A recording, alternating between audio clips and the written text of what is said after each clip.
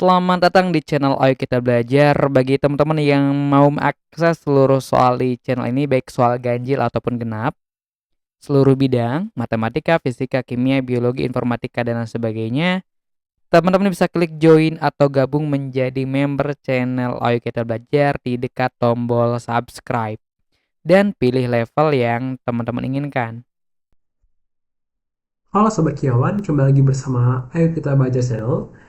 Di sini kita akan membahas soal nomor 7 OSNP Kimia tahun 2024. Salah satu fisik larutan buku yang banyak dipelajari adalah koligatif larutan. Nah, penurunan tekanan jenuh, penurunan titik buku, dan tekanan osmosis adalah contoh dari sifat koligatif larutan. Sifat ini bergantung pada jumlah zat, namun tidak bergantung pada jenis zatnya. Jadi kita hanya memperhatikan berapa jumlahnya, tanpa kita harus tahu ini zatnya jenisnya apa gitu kan. Nah, tekanan uap larutan ionik 1 molar berbeda dengan tekanan uap non-ionik 1 molar. Masuk akal ya, karena ionik kan dia bisa terionisasi, kalau non-ionik dia tidak. Pada kedua kondisi ini, zat terlarut bersifat tidak mudah menguap. Ya, tidak mudah menguap kan karena terjadi kenaikan didih ya. Nah, perhatikan gambar di bawah ini. Manakah kondisi yang menggambarkan fenomena di atas? Nah, karena dia kenaikan didih, maka didihnya kan akan bertambah tuh. Nah, karena dia bertambah, maka dia susah buat menguap, sehingga terjadilah penurunan tekanan uap jenuh gitu. Jadi fenomena ini ada hubungannya sama penurunan tekanan uap jenuh sama kenaikan didih ya pada koligatif. Nah, di sini kita punya simbol biru sebagai pelarut dan simbol merah sebagai zat terlarut gitu. Nah, seharusnya semakin banyak zat terlarut yang dikasih, maka akan menghasilkan semakin banyak zat terlarut yang dikasih, maka akan menghasilkan uap yang semakin banyak. Uap semakin sedikit ya, karena penurunan tekanan uap jenuh ya. Berarti ini kalau misalnya dikasih zat terlarut banyak, ini berarti ngasilin P-nya kecil gitu. Nah, terus ionik, karena ionik itu dia lebih bisa terionisasi, sehingga pasti dia ngasilin P-nya itu pasti lebih rendah daripada dari P non-ionik. Masuk akal ya? Karena non-ionik kan berarti dia tidak terionisasi, sedangkan P ionik terionisasi. Terionisasi berarti ngasilin zat terlarut yang lebih banyak, sehingga dia akan lebih sedikit tekanan uap jenuhnya gitu. Berarti kita harus eliminasi nih, mana yang tekanan uap jenuh ioniknya itu lebih banyak. Ini salah, karena tekanan uap jenuh lebih banyak. Ini sama ya jumlahnya ya, berarti sisa ini sama ini. Nah, tapi ingat, kita lihat dulu merahnya. Merah itu zat terlarut. Di sini, merah di sini lebih banyak daripada merah di sini gitu. Sehingga kita nggak bisa membandingkan dengan pasti gitu. Kita nggak bisa punya perbandingan yang pas, karena kita ngebandingkan dengan jumlah berbeda kan. Jumlah kan berbeda nih, masuk akal loh. Jumlah yang lebih banyak pasti kan hasilnya tekanan uap jenuh yang lebih sedikit gitu kan. Nah, jadi kita nggak bisa bandingin apakah dia ini atau enggak. Nah, tapi kalau di sini bisa, jumlahnya sama-sama 5 untuk ionik sama non ionik, tapi ternyata yang ionik itu ngasilin uap yang lebih sedikit gitu kan. Jadi jawabannya yang A gitu. Nah, kita lanjut. Pada kondisi lain, isopropil alkohol dan N-propanol memiliki rumus molekul yang sama, yaitu ini maksudnya C3H8 ya, C3H8O. Nah, pada 318 Kelvin, campuran kedua alkohol ini mengandung 2/3 massa isopropil alkohol. Jadi kalau 2/3 massa isopropil alkohol, berarti dia memiliki P-nya sebesar 0,11 atm. Berarti 2/3 isopropil, 1/3 propanol ya. Nah, terus kalau misalnya sebaliknya, campurnya mengandung 1/3 isopropil, berarti 2/3 nya berarti propanol, itu memiliki tekanan uap sebesar 0,089 gitu pada temperatur sama. Nah, pada temperatur sama, kita P murni dari isoalkohol dan juga dibandingkan dengan P murni propanol, itu lebih besar atau lebih kecil. Nah, terus ini juga ditanya sih, P murninya berapa? Nilainya, angkanya itu berapa nilai angka P murninya? Gitu. Nah, jadi caranya gimana? Nah, jadi caranya gini. Pertama, kita tahu dulu rumusnya. Kalau misalnya osmosis, kalau misalnya tekanan uap jenuh, berarti kan P sama dengan XP kali T ya, XP kali P murni. XP itu fraksi pelarut, terus P murni, terus P itu adalah tekanan uap jenuhnya. Nah, berarti kalau misalnya ada 2 campuran, kita tambahin XP1 sama XP2. Itu misalnya. Nah, berarti kasus yang pertama, itu pertama kita anggap 0,11 ya. 0,11 nilainya.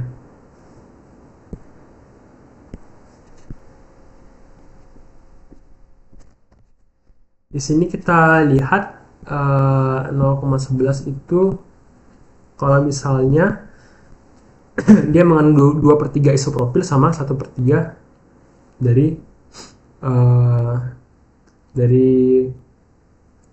propanol gitu kan. Nah, di sini kita anggap deh, misalkan masanya total itu adalah sebesar masa totalnya sebesar misalnya permisalannya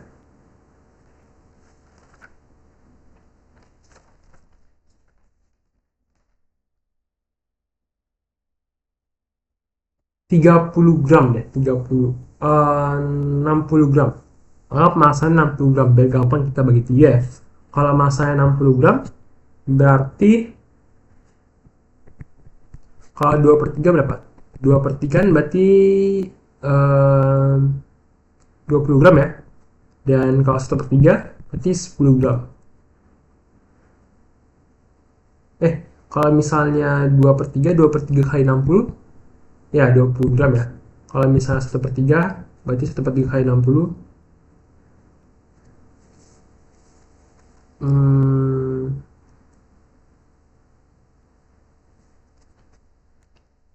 kalau misalnya massa totalnya 60 gram, berarti kalau 2/3 massa isopropil kan gini, 2/3 ya 20, terus isopropil C3H8O ini MR nya berapa ya? MR nya kan berarti 12 kali 3 tambah 8 tambah 8 ya, tambah 16, oh jadi 8O 60 ya. Oke, berarti kita pakai 60 gram aja biar gampang. Jadi kalau masanya 60 gram, berarti kalau misalnya 2/3 nya masanya 2/3 kali 60 kan dia 20 gram nih. Nah, kita cari molnya. Molnya berapa? Molnya adalah 20 per mr. MR nya 60 gitu, sama dengan 0,33. Terus kalau misalnya masanya 1/3 kali 60, berarti kan oh ini 40 gram ya, 40 gram. Oh, berarti kita masanya pakai 30 aja udah cukup ya. Ya, kita anggap masanya 30 gram aja. Kita anggap masanya 30 gram. Jadi kalau masanya 2/3, berarti kan 20 gram ya. Kalau 2/3,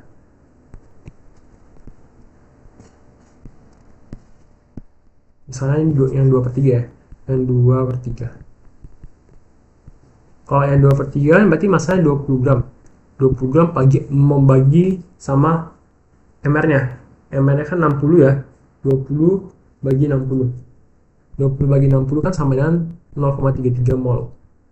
Terus kalau 1/3 berarti 10 gram ya. 10 gram bagi 60 sama dengan 0,167 mol.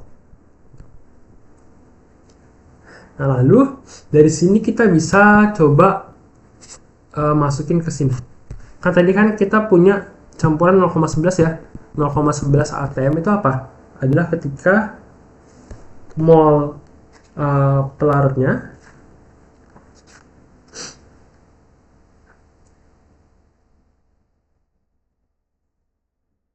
XP, kita pakai yang ini dulu, yang isopropil 2/3 ya.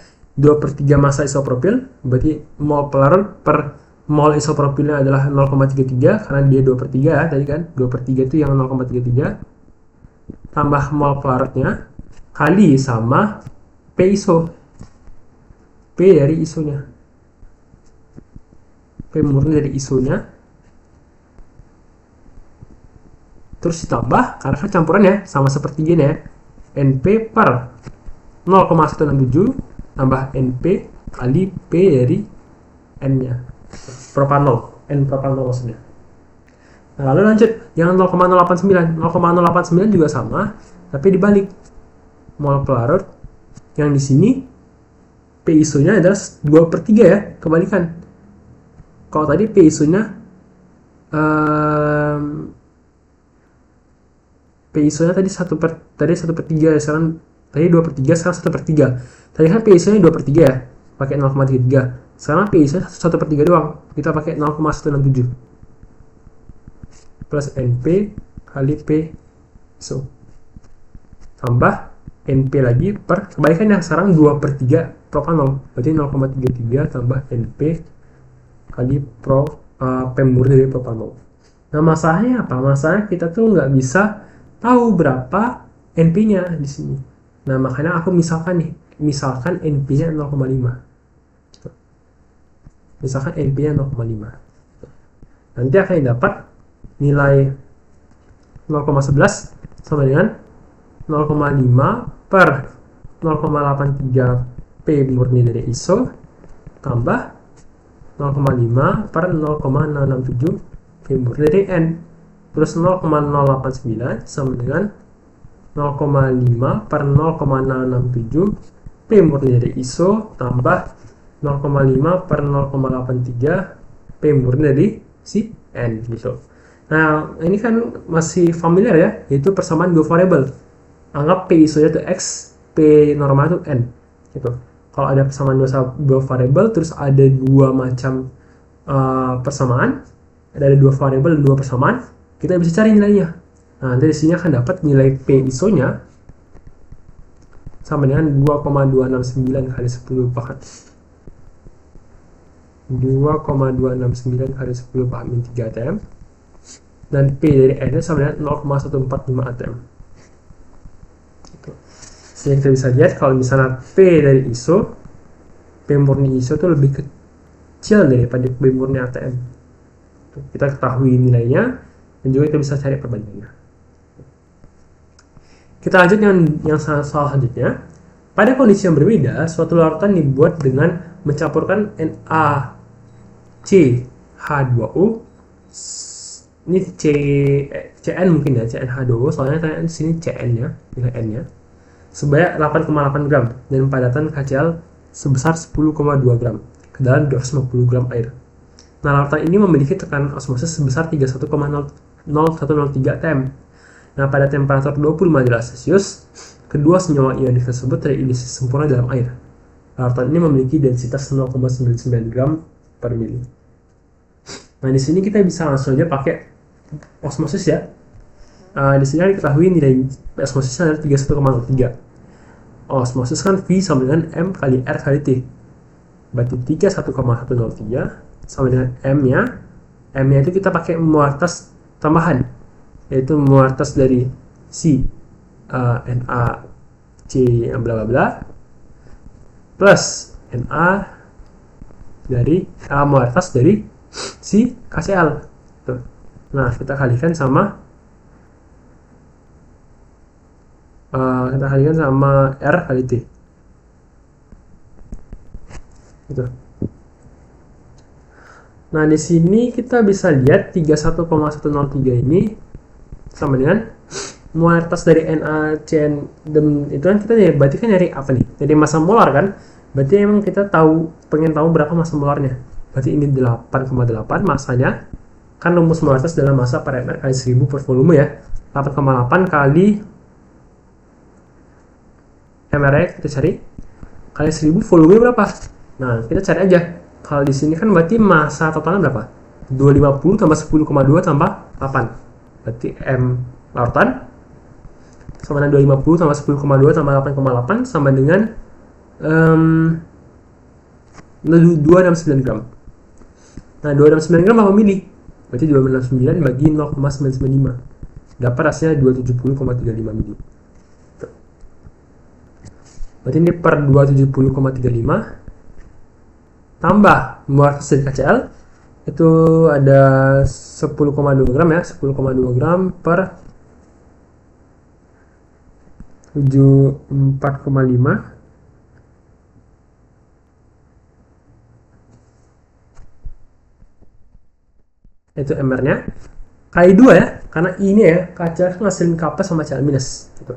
Kali 1000 per 270,35 juga gitu. Kali 0,032 kali 0,082 kali 298. Nah, ini kita bisa hitungan dulu. 31,103 kali 0,082 kali 298, terus kali 270,35 bagi 1000, terus kita kurangi sama 2 kali 10,2 per 74,5.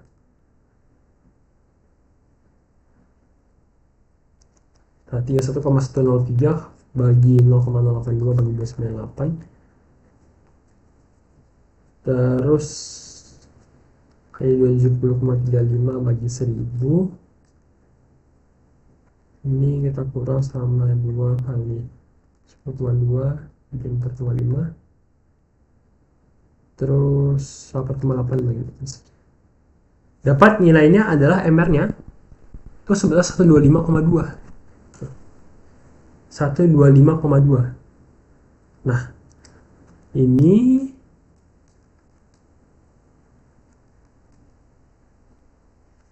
adalah MR dari NaCnH2O. Gitu ya. Nah, tanya nilai N-nya berapa? Nilai N-nya. Cara nilai N-nya gimana berarti? Nah, kita tinggal kurangi sama air dari Na sama air dari H2O. Air dari Na berapa? 23 ya.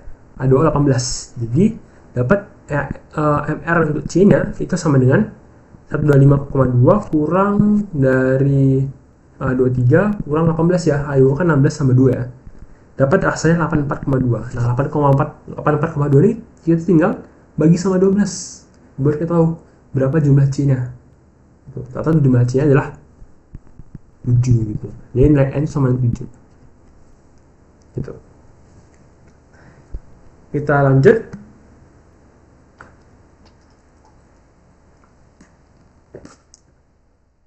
Soal ini memang cukup kompleks ya. Nomor 7 ini kualitatif karena dia full osmosis, uap jenuh. Sekarang kita bahas tentang titik beku. Gitu. Tekanan osmosis dapat digunakan untuk menentukan rumus molekul satu senyawa. Nah, selain osmosis, penurunan titik beku juga dapat digunakan untuk mengidentifikasi kandungan satu senyawa. Campuran garam alkali klorida dan garam alkali tanah sebanyak 11,08 gram dilarutkan ke dalam 150 gram air. Titik bekunya 4,42. Penambahan larutan perak AgNO3 ke dalam larutan ini menyebabkan terbentuk endapan putih. Ya, berarti AgCl ya, karena kan ada Cl- itu. Asumsi kedua senyawa tersebut terdisosiasi sempurna. Nah, nilai Kf dari ini Kf ya, Kf airnya itu adalah sebesar 1,8. Gitu. Oke, kita tanya jumlah mol HCl ya. Jumlah mol HCl itu gimana? Nah, jadi kita anggap misalkan punya mol ZnCl2 sama dengan X gitu. Terus mol dari atau mol HCl itu kita anggap sebagai X, mol dari ZnCl2 kita anggap sebagai Y. Gitu. Berarti mol Cl- yang dihasilkan dari ZnCl2, yang dihasilkan dari X, yang dihasilkan dari HCl adalah X ya. Mol Cl- karena kan ionisasinya 1/1 ya. Kalau mol Cl- dari ZnCl2 2Y. Gitu. Nah, kenapa kita harus tahu Cl-? Karena Cl- ini yang bakal dia mengendap dengan si Ag, gitu kan, nggak bentuk AgCl. Nah, mol AgCl kan sama dengan mol Cl-, karena kan Ag plus tambah Cl- menjadi AgCl, gitu kan. Nah, kita berarti cari dulu mol AgCl berapa. Berarti 27,575 massa per mR-nya. mR-nya sebesar 143,5. Didapat sebesar 0,192. Nah, dari sini kita bisa tentuin persamaan pertama itu adalah X tambah 2Y sama dengan 0,192. Gitu. Nah, ini kan dua variabel ya, berarti harus ada persamaan kedua. Persamaan kedua dari mana? Dari titik beku. Diketahui titik beku nih. Titik beku 4,42. Berarti ingat rumusnya adalah delta TF sama dengan molalitas kali Kf. Molalitasnya molalitas siapa? Molalitas dari HCl tambah molalitas dari ZnCl2 kali Kf. Tambahan ya. Berarti ini 4,42 sama dengan 1000. Kita langsung pakai mol aja ya. Molnya kan 2x ya. 2x dari mana? Karena HCl itu hasilnya X minus sama Cl minus. Karena mol HCl adalah X, berarti kita kalikan 2. 2 kali X kali 1000 per 150, terus tambah kan 150 gram air ya, massa per liter, tambah ZnCl2 ngasilin 3 ya, berarti 3Y kali 1000 per 150 kali 1,86. Nanti akan dapat nilainya adalah 2X tambah 3Y. Dari persamaan ini dapat 2X tambah 3Y sama dengan 0,356. Nah, ada dua variabel, dapat nilai X sama dengan 0,0136 dan nilai Y sama dengan 0,028. Berarti ini mol CXCl, ini mol dari si ZnCl2. ZCl2, sorry. Ini ZCl2. Itu ya. Nah, jumlah mol XCl kita tahu ya, itu 0,0136. Lanjut ke lambang X dan Z. Nah, lambang X dan Z ini caranya gimana? Nah, di sini kita punya dua persamaannya. Pertama, ini 0,136 ya, sorry, 0,136. Ini 0,136 juga. Pertama, mol dari si XCl 0,136 sama dengan A. Kita anggap A ini adalah massa dari si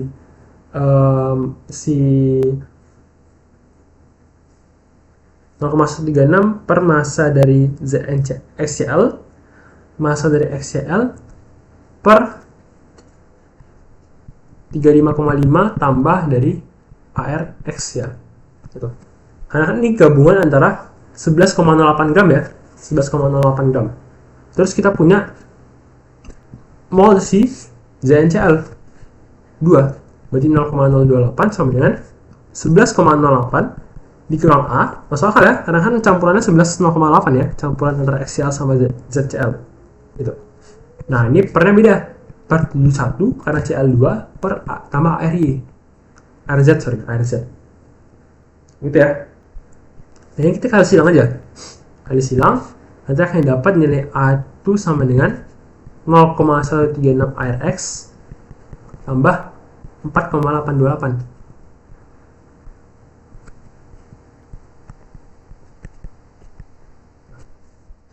Nah, ini A-nya kita masukin ke sini. Gitu. Jadi 11,08 dikurangi sama 4,828 tambah 0,136 ARX itu seper dari 71 tambah ARZ sama dengan 0,028. Nanti didapat 6,252 minus 0,136 ARX sama dengan 0,028 ARZ tambah 1,988. Nanti dapat persamaan akhir itu 0,136 ARX tambah 0,028 ARZ sama dengan 4,264. Nah, di sini kita baru pakai cara coba-coba gitu. Jadi kita berusaha untuk menyambungkan kedua persamaan untuk kita bisa cari cara coba-coba lebih mudah gitu. Nah, ini dah. Nanti akan dapat ARX itu X-nya itu 23 dan Z-nya itu 40. 23 sama 40 berarti apa? Berarti X sama dengan Na, Z sama dengan Ca. Jadi ini ada NaCl dan CaCl2. Nah, persentase massa ZCl2 harusnya ini ya, dalam melakukan campuran adalah itu. Nah, berarti persentase massanya adalah cari massa CaCl dulu. Berarti kan 0,028 molnya kali mR-nya 111 dapat 3,108 gram. Nah, persentasenya berarti 3,108 bagi totalnya kan 11,08 ya di sini. Nah, kali 100% dapat hasilnya 28,05%. Jadi hasilnya 28,05%. Ya, sekian pembahasan soal nomor 7 OSNP Kimia tahun 2024. Saya bertemu di pertemuan selanjutnya.